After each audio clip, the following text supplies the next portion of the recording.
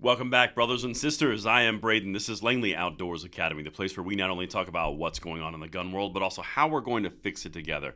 And the content that we're going to talk about tonight is some breaking news that's coming out of Michigan. This happened about an hour or two ago. The mother of the kid who made a very bad tragedy occur in Michigan just got convicted of involuntary manslaughter. Now, is this justice served, or is this kind of lawfare being adapted in a different manner? We're going to break it all right down right now. Everything will be linked in the description box below, and I can't wait to hear your thoughts on this one because this one is an interesting one. This is a head scratcher. And of course, make sure you hit that like button, subscribe to the channel, and turn the notification bell on. We are always looking to earn that subscription to help the channel grow and spread freedom nationwide, and thank you for that consideration.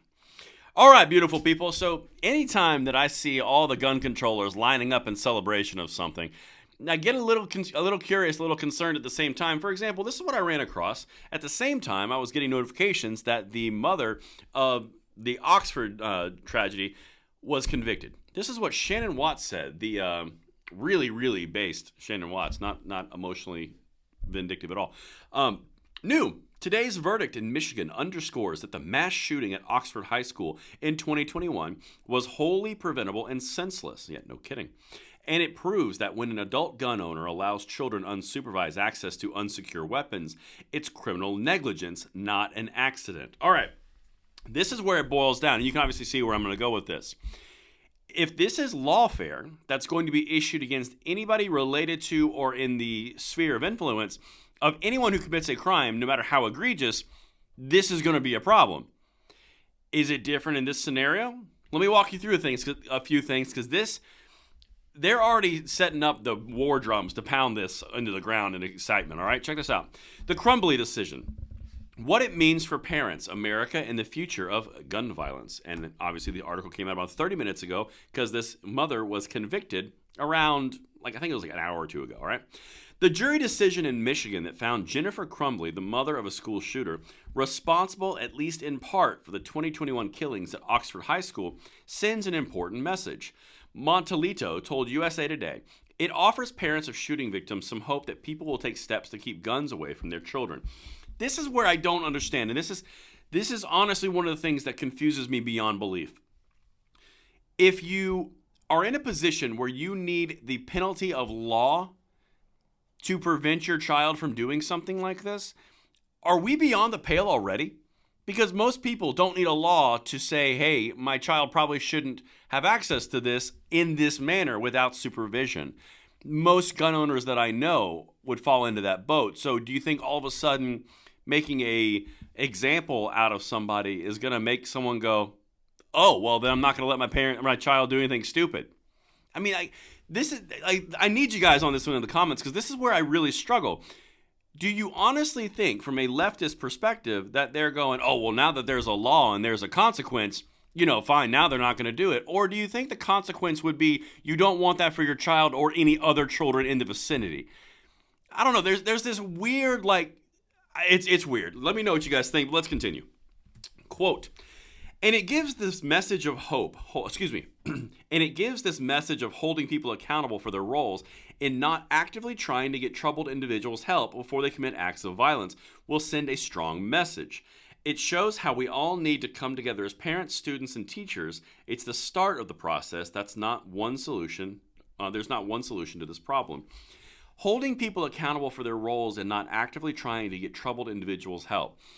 Okay, well, that would also be for the the bank shooter in Kentucky, that the gun controllers are suing the gun seller. Well, then why aren't they suing the parents of that individual? Because they knew 100% that dude was completely mentally off the ranch. They knew that. So is this a selective thing? Or is this just anybody in the sphere of influence with mental health issues? If you knew they had mental health issues, are you now culpable?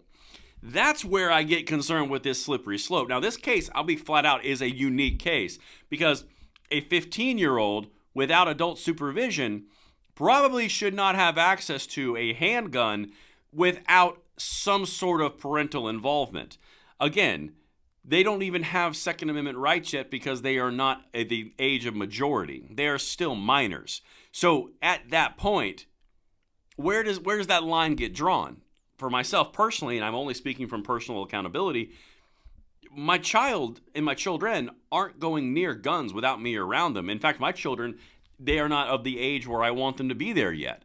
But quite honestly, like, I don't know. It's a very weird juxtaposition between the left saying that now that there's consequences for the parents, all of a sudden they're going to not want this to happen when it's kind of obvious that no one wants this to happen. Do you see what I'm trying to say? Let me know if I'm landing this plane, but let's continue. And then we'll get to the gun controllers and how they're pounding their chest in victory, which is also very weird. The jury's decision is the first time the parent of a school shooter has been found guilty of involuntary manslaughter for their part in a mass killing. The Oxford shooting left 4 dead and 7 others injured. The case could alter the future of gun violence in America and how parents are held liable for what their kids do with firearms in their homes, legal experts, gun control advocacy groups, and families impacted by gun violence told USA Today. So you can see it right there. Here comes the lawfare. You've seen the lawfare starting to get enacted across the board, from gun shops to major gun manufacturers attacking the PLCAA in Congress. That's clearly their determined move. The lawsuit that just occurred in Kentucky against, again, the people who sold the gun legally, not against the parents. So, it's kind of pick and choose, right? But this is where they're going to go now. They're going to use this guilty verdict of involuntary manslaughter in order to basically create more lawfare down the line, because that's the angle that they've been going. But let's continue and show you what these gun controllers are doing. And I'm really curious your thoughts on this. Quote, today's verdict underscores the important responsibility of parents and gun owners in preventing children from having unsupervised access to deadly weapons. Again, that should already be built into the cake. Anyway, said Nick Saplina, the senior vice president for law and policy at Everytown for Gun Safety. Personal note, that guy, nah, not a fan. Quote, plain and simple, the deadly shooting at Oxford High School in 2021 should have and could have been prevented had the Crumbleys not acquired a gun for their 15-year-old son. And that's the point that I think everyone is going to get into a weird space on, especially on the gun side. If you actually actively bought a gun for a 15-year-old and you knew he had mental challenges and issues, that is a little bit different than you having guns in your home as a legal adult and you've had a background check and you've had all the ownership stuff and you've checked all the boxes the gun controllers want you to check, and then someone steals something from you. It's a completely different scenario, and I think that's where you're going to get kind of caught up in the weeds, because flat out, if the parents gave the kid a gun and then a bad outcome came, the kid can't buy the gun, right? I mean, that's the angle that we're going to have to dance with here, because the gun controllers are going to straight up use that in lawfare going forward. But anyway, let's continue. Let's hear from Chris Brown.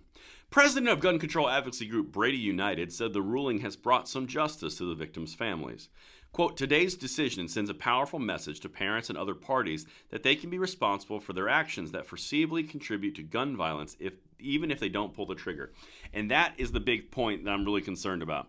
The broad application of unforeseen consequences, even if they don't pull the trigger, that is kind of broad and vague. And yeah, gun controllers and lawfare is going to love that. But I got one more thing for you. Everytown for Gun Safety, Sapline, this is him again, called the jury's decision an important step forward in ensuring accountability and hopefully preventing future tragedies. Again, earlier comments. David Reedman, the founder of K-12 Shooting School Database, which is a bunk Twitter account, said he hopes that seeing a parent headed to prison will make other parents think twice before they leave a gun accessible in their home. Again, this is the really weird part. I know I'm driving this into the ground. I don't know of a single parent or individual who would say, oh, well, now that someone's gone to prison, now I'm going to secure my gun safely and try to prevent any kind of tragedy that would happen from a mentally defunct child. I don't know. It's kind of weird to me that's their take on this. But anyway, let me know what you guys think in the comments below, and I will see you on the next one. I'm Braden. See you later.